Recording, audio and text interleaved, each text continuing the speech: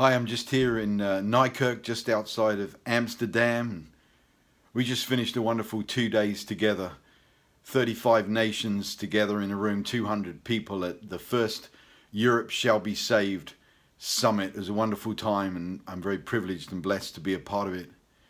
I was emceeing this morning. I thought I'd just tell you a little bit of the story. Last night we'd heard some incredible testimonies from people all over Europe of two young men in Hungary who just began a prayer meeting that went from the evening until 5 o'clock in the morning. They began it, and the first time they held it, 60 people came to that prayer meeting. Now 1,500 people are coming to a prayer meeting. People are coming off of the streets and are finding faith in Jesus Christ there in Hungary.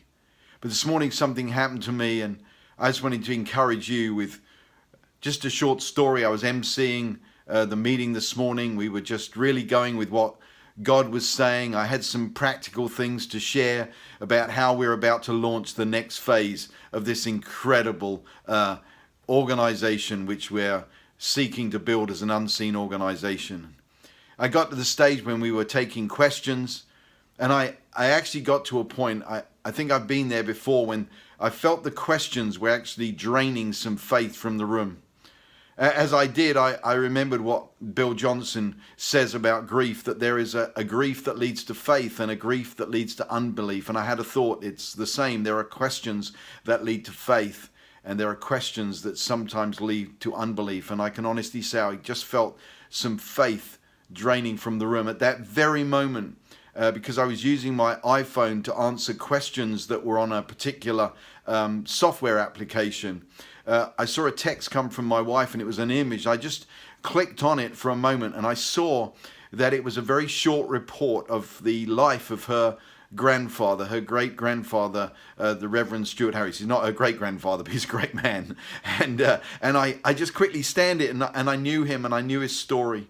And you see, the questions were about difficulties in particular nations.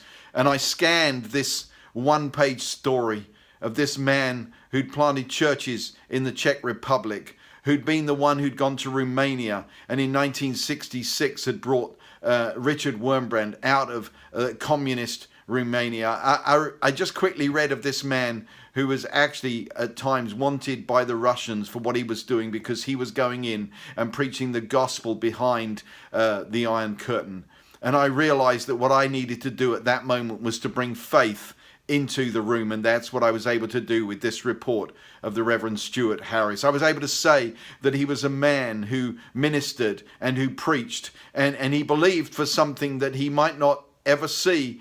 And there we were in a room, 35 nations, people from Hungary, from Russia, from Latvia, from the Czech Republic, nations, former communist nations who are now gathering together in freedom and believing that Europe shall be saved. And I knew what to do to release faith into the room by this man's life, who had lived believing for a day that he knew he might lay down his life for and yet never see. And that's how we must live.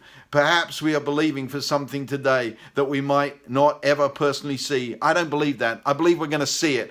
But all the same, we need to be willing to live for a day that we might not see. Europe shall be saved. We believe it. We declared it over every one of the nations of Europe, those that were there and represented and those that were not represented. What an incredible 2 days we've just had. And I was privileged to be a part of a team that's building a strategy, leading meetings, and is now releasing people to go back to their nations to start the next phase, the phase of round tables in every nation in Europe, developing a strategy, believing together, walking in unity together, releasing hope together, worshiping together, and sharing the gospel together. It was a great day.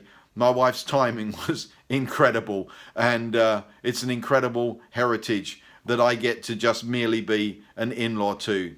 But he was the man who gave me the advice that ultimately has led me to this place today.